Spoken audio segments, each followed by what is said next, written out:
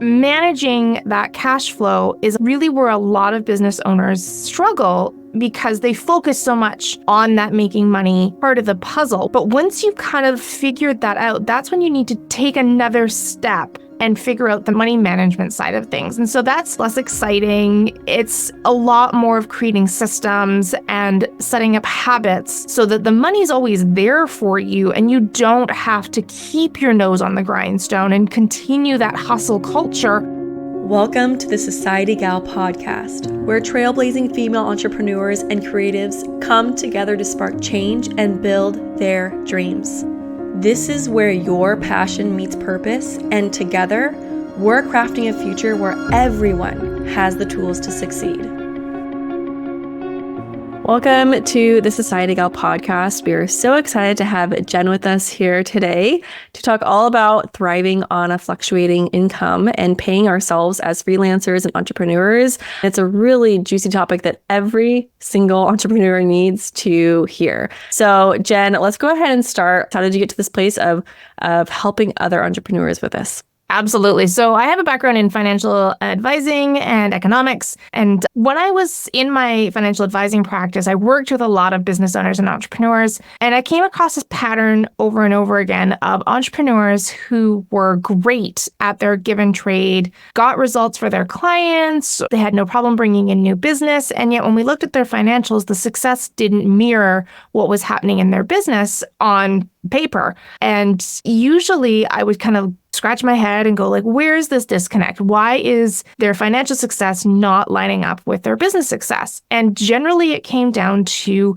managing the day-to-day cash flow and not understanding the nuances of the difference between making money and managing money. And so that was kind of the kickoff to me pivoting in my business and working more with entrepreneurs, teaching them those really critical skills of how to manage their finances, how to manage their cash flow, how to pay themselves, keep their business afloat, and set up a really strong financial foundation for their business for the long term. I love that. And you were already in the financial. What kind of brought you, I guess, to finances? And, where did the interest come from? I've always loved numbers. When I was in school, numbers were safe. I liked that 1 + 1 always made 2 and 2 + 2 always made 4. And I understood how numbers worked and there was no nuance. It was just black and white, yes or no, you're right or wrong. And that always spoke to me. And so numbers were always really, really comfortable, and that lent itself to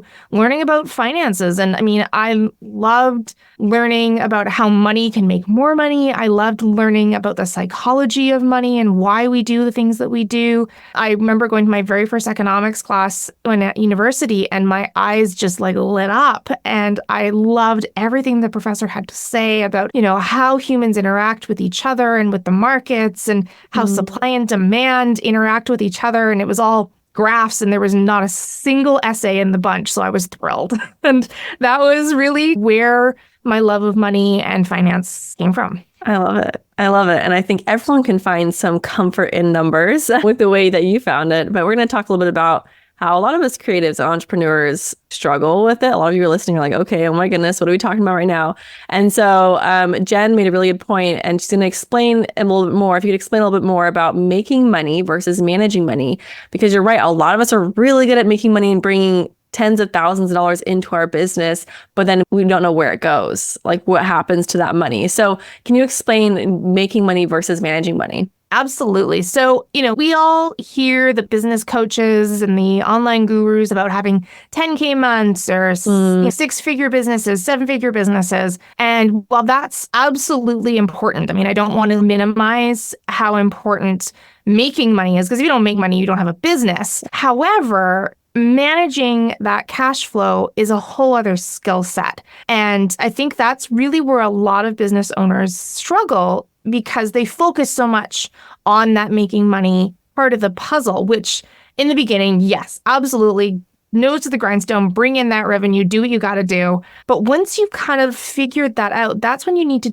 take another step and figure out the money management side of things. And so that's less sexy. It's less exciting. It's a lot more of creating systems and setting up habits so that the money's always there for you and you don't have to keep your nose on the grindstone and continue that hustle culture throughout your entire business. It does serve you and it does create ease in your business, and it gives you more freedom and flexibility to pursue the things that you actually really want to be pursuing when it comes to making the revenue. So like I said, it's more things like setting up systems within your cash flow. It's setting up systems with your bookkeeping. It's setting up systems with how you pay yourself and creating really strategic habits around all of those systems so that they continue to function and be that boring but crucial foundation. Yeah, but I mean, once it's set up, I'm sure. Oh, it's wonderful. It's like one of those things that you don't realize you need it until you have it. And then you're like, why was I living like this? Yes. I think we work so hard on creating strategies to bring in money, like so hard on the marketing strategies and the funnels and everything. But to have that on the back end of where, what's happening with our money, man. I mean, would you say it makes people more money? Right? Absolutely, it makes people more money because a lot of times people will take on business out of desperation and need because, this bill's coming up or, oh my gosh, it's tax season and I have to pay my tax bill. And so there's the desperation in what they're doing. And maybe that money doesn't align with them ethically or they don't feel great about that. Even if it's not an ethical situation, maybe it's just not a good fit. But you take the business on because of that desperation, that need, which hinders your ability to go out and find the right business and go out and find the right clients and the right fit. And that's what's going to bring in more revenue in the long run rather than the short-term desperation need because you've got this bill hanging over your head. And so, having these systems set up really does make you more money in the long term. It's just a little bit slower and harder to point one toward the other. Yeah. But I mean, just the amount of money saved and like you said, just intentional decisions that are aligning with you are going to make you the most money where you thrive, right? And not out of desperation or because that other person did that. So now I should be hiring this team that doesn't make sense for my business kind of thing. And I feel like we can really get caught up in a coach or a guru that's like, this is how I run my business, so you should too. And it doesn't really work for There is no one size fits all. There is no like one all be all, right? There absolutely is no one size fits all. And I feel that way about managing your finances as well. You can use kind of frameworks or strategies, but you have to take the time and live with it and find those nuances that are really going to work for you in your business because we're all individuals. The way my brain works isn't the same way that your brain works. And so what works for me may not be identical to what works for you. And so you do have to take that time and do the boring work of figuring out what are the nuances of the systems that's going to help you, the person, help your business, the business, be the best that it can. Yeah. I love it. When we pay ourselves, which we're going to talk about more in depth, is why and how we should pay ourselves as entrepreneurs. Because I think most of us are not doing this process. And the way you break it down is really simple. And I love how simple it is. But I think it is really exciting when you're like, oh, here's my paycheck. This is mine that I get to do with what I want.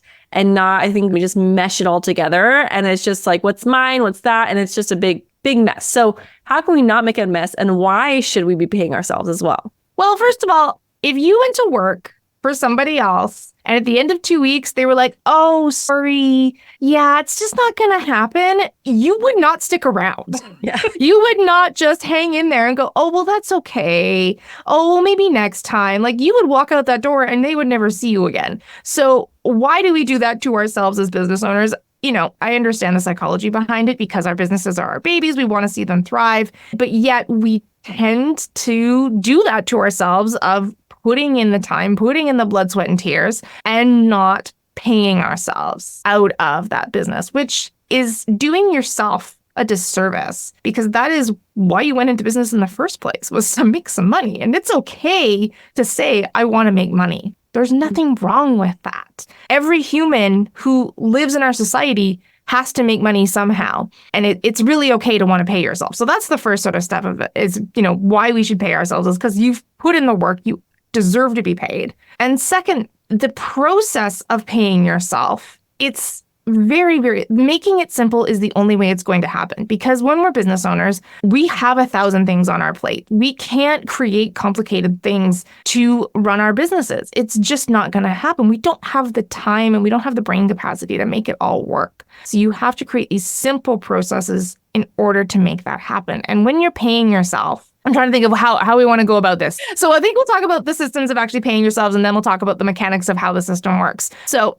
one of the things that I always recommend to anyone who will listen to me longer than 30 seconds is setting a time in your calendar once a week to spend some time with your money for your business. So an appointment like a doctor's appointment or a client appointment, something you would never blow off. Spend an hour once a week with your finances. And even if you do just that, if you completely tune me out for the rest of however long we're talking, and you just do that one thing, I guarantee you will see change in your finances just simply because of awareness. And we all understand what we focus on grows. When you pay attention to your money, and I'm just asking for an hour a week, totally doable. I guarantee you could find time in your calendar to make that happen. When you pay attention to it, you will just change your habits because you're going to be more aware. You're going to pick up on things that you probably weren't seeing before, whether it's subscriptions that you bought 6 months ago or 3 months ago that you totally forgot about. Guilty. Absolutely. Whether it's being able to pare down on something that you have all the bells and whistles for and realize that you don't actually need all those bells and whistles. These money black holes where things just disappear into because we're not paying attention will right themselves just when you take that time to look at your finances. And once you've got that habit down, then you can start working on paying yourself. And I find with entrepreneurs, they're either in one of two camps. They're either I'm doing this as a side hustle to hopefully leave my job, paying themselves zero, or they're hustling and using their business to keep food on their table and the roof over their head and paying themselves 100% and not reinvesting in the business at all. Generally, people fit into one of those two extremes. But I will tell you that the way out of those extremes is identical, whether you're going from zero paycheck or 100% paycheck. And I talk in percentages because when you're an entrepreneur, revenue is never guaranteed. I don't know what I'm going to be making tomorrow. You probably don't know what you're going to be making tomorrow.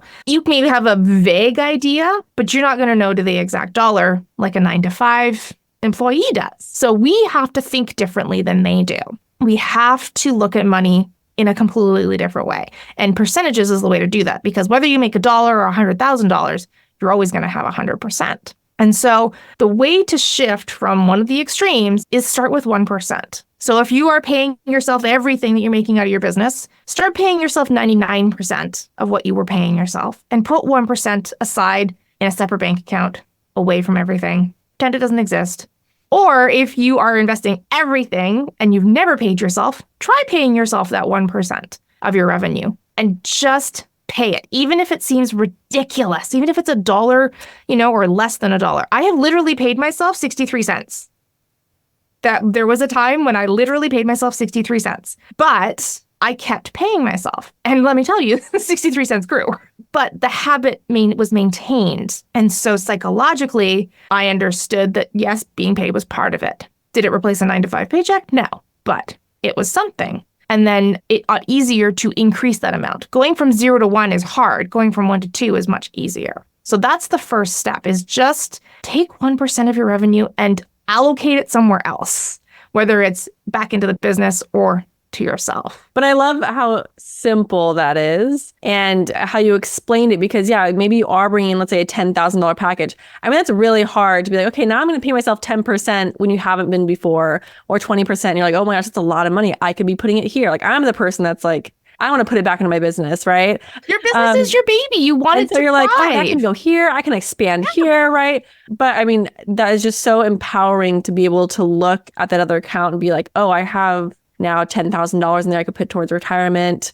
Besides just I feel like we all in the confines of our business that don't think about retirement or investment or other savings or even just spending money for our family, however that works with other people.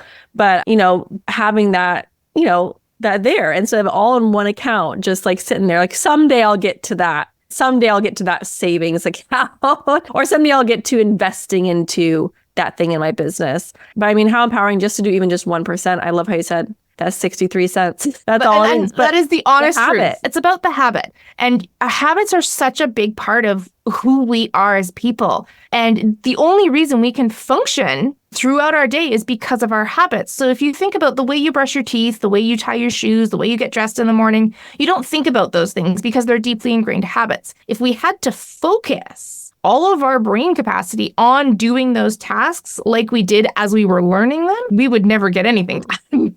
It would be too much.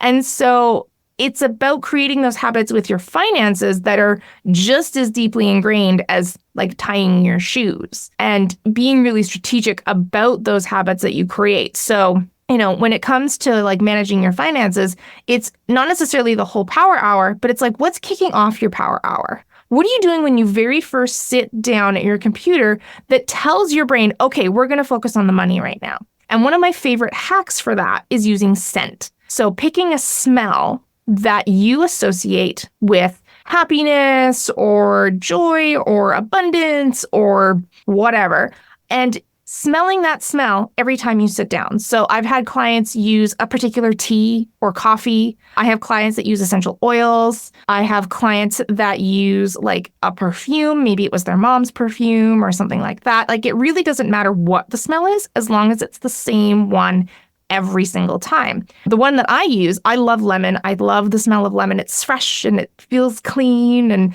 abundant. And so I have a lemon essential oil. I literally have these scattered like all over my workspaces because I work in a million different places in my house. But I have them everywhere and I sit down and I just give it a sniff and my brain is like money because I've been doing it so long. And it's almost like I feel this compulsion to reach for my receipts because I do. It's so funny. But it's just naturally how our brains work because I've had it for such an ingrained habit for so long. I open that up, I smell it, and I'm like, where are my receipts? I need them. I need to have them. I need to start working through all of my financials, and I want to open up my bank accounts because that's just the ingrained habit. Scent is very, very powerful. And so you can use that to your advantage. Hey, this is Dana from Society Gal, and I wanted to take a quick break to tell you about the Society Gal Academy, the exclusive membership that helps entrepreneurs like you launch, grow, and scale your business. Join weekly expert-led workshops, access to on-demand courses, and connect with a supportive network of go-getters just like you. Are you ready to elevate your business? Visit Society Gal Academy today.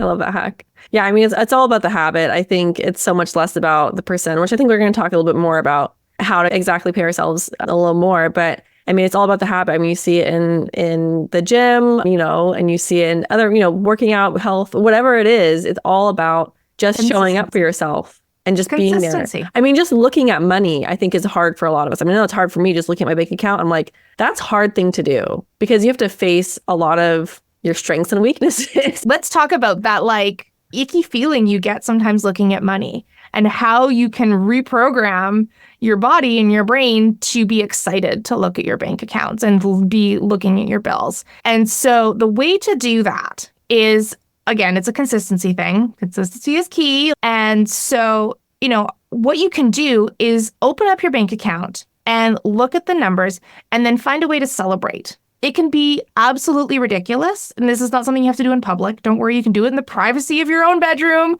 Don't have to look at yourself in the mirror or anything like that, but find a way to celebrate because what we celebrate is what sticks. You think about our phones. It rings, it beeps, it makes fun noises. You think about Las Vegas slot machines, like they go crazy and make all sorts of lights and sounds and sirens. I think it's dopamine. It's a happy hormone inside our brains. And that's what creates a habit that will stick. It's why our phones are so addictive. People who design them are very smart, and they know that they want to create that happy hormone in us when we look at it. So if you can create the happy hormone when you look at your bank account, you are going to just naturally be more inclined to look at it. So find a way to celebrate. Jump up and down and go, yay, or sing a happy little song in your head, or, do a little happy jig. Again, privacy of your own bedroom or, home. You don't have to show this to people. And it can be it feels a bit silly when you first start doing it, but it's so effective. It's one of the things that I used to help myself exercise because that was a a big sticking point after I had my kids was finding time for exercise. And so I started just creating the habit of getting up out of bed first thing in the morning and heading downstairs and celebrating the fact that I got downstairs. That was what I celebrated. And now it's very easy for me to actually do that because of those happy little hormones inside my brain doing their job and creating the habit and making it stick. I love how we talked a little bit about enjoying the money, looking at the money, because I know a lot of people are, that concern's popping up in their head right now as we're talking about They're like, paying ourselves. They're like, okay, I can't even look at my bank account right now. So let's start with that. So I would love for you, we got the 1%, we got that habit. So I'd love for you to expand a little bit more of the next steps after you start doing that 1%, getting that first step, looking at your bank account, right? Now, what's the next step to really setting ourselves up for success when it comes to paying ourselves? All right. So once you've got that habit ingrained and you're no longer terrified to look at your bank account and everything's flowing really nicely, now it's time to set up that like 9 to 5 paycheck, because that's what we're all, not honestly all striving for, but I know a lot of us strive for that regularity, for that consistency, for something that's going to be reliable for you, even when you maybe aren't hustling or you're in an off season or whatever when your business. And so the way to do that is to think of your paycheck sitting in a well. So we all understand a well, it's the big hole in the ground. When it rains, the well fills. And then when you have a dry spell, you draw from the well. So you still have water. And you can treat a bank account very much the same way. So when I'm working with clients, I always recommend a bank account architecture. You have separate bank accounts that are all compartmentalized and each have a very specific job to do. And when you want to create that 9 to 5 paycheck, you have to have a separate bank account that is just to hold your paycheck. And you allocate a certain percentage of your income, and that's going to vary wildly depending on the type of business you're in, how long you've been in business for, where you started out. I mean, I've had people allocate 50% of their revenue towards their paycheck, and I've had people allocate 90%, and I've had people allocate as low as 10%. And it varies wildly depending on the nature of your business. So you allocate a percentage into that paycheck, and then the next step is taking a pay cut. So instead of when you sit down to pay yourself once a week or every other week or however often you do it, you don't clear out that bank account. You take 80 to 90% of it or 70 to 80% of it, depending on how aggressively you want to save. Every week when you do that, if you're only taking out 70 to 80% of what you've put in there, you're going to build up a nest egg that's going to serve as a paycheck well, so that when you're at your busy season or you do a launch or, whatever else that brings in a lot of money, the well fills. And then if you take time off or you go on holiday or you get sick or you're in your off season or any of the other myriad of reasons why we're not bringing in revenue, then you still have that nest egg, that paycheck well that you can draw on out the constant flow of revenue. And it's a very simple concept, but it takes time. I would say anywhere from, if you're being really aggressive, 6 months to about a year, 18 months to really have a paycheck well that's going to weather whatever storms come in. But it really is the way to create that steady paycheck, is to have that buffer, that nest egg that's going to be there for you regardless of what's coming in revenue-wise. I think a lot of us are just, for example, I just had someone cancel their contract for the rest of their payment. That was probably like $1,900. It's out of my control that it happened. But that was we have our projected income. Like I'm projecting I'm going to get this income this month. But without that $1,900, that kind of sucks. Thankfully, my bank account's fine, but it just kind of sucks that it's just, okay, well, there's go $1,900 and I didn't have next month, right? And so, I mean, just having that nest egg would just feel so reassuring.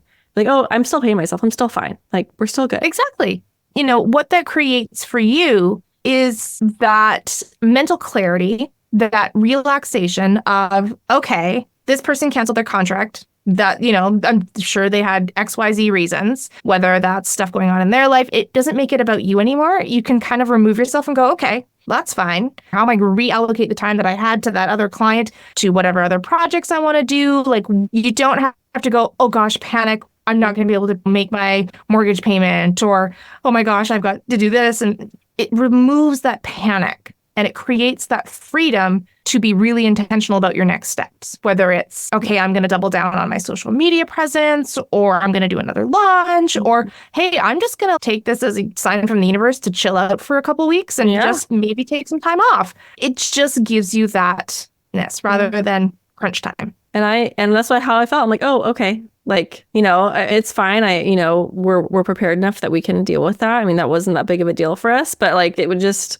didn't feel like before, where, oh my gosh, they're not paying the rest of their invoice. Like that just felt so so devastating before. And now it's way better. And that freedom and that like, okay, because I feel like when we start to strategize out of like desperation is when nothing good happened. And so I feel like when we have nothing good ever came from a place of desperation. Exactly. And when we have that nest egg, we act in a way that's empowered and with a clear mind instead, which I love. I love that different feeling from having both. Yeah. So I would love to hear kind of a client highlight, a client that you worked with that has experienced this, that was struggling like before, and then worked through this, set this up for themselves and how they are now and what happened with that. Well, I have a client that when I worked with her, she was one of my favorite people. Like, it was one of those clients that you showed up on the call and you're just excited to be there. I remember showing up to a call and she said, when we first started working together, she was newly divorced, never had to kind of manage money,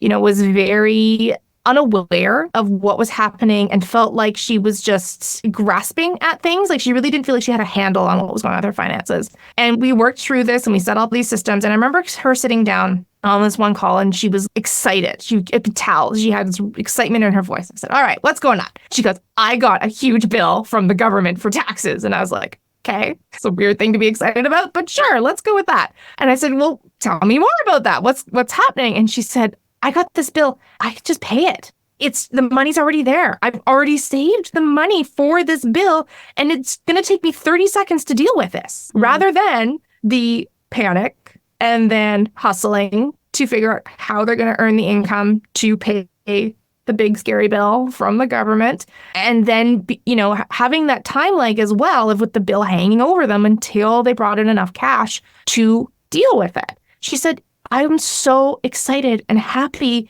because this would have derailed me before. Now it's less than a minute and it's done. It was the perfect example what handling your finances can do for you. It was just so much less on her emotionally and so much less on her mentally. It was a non-issue.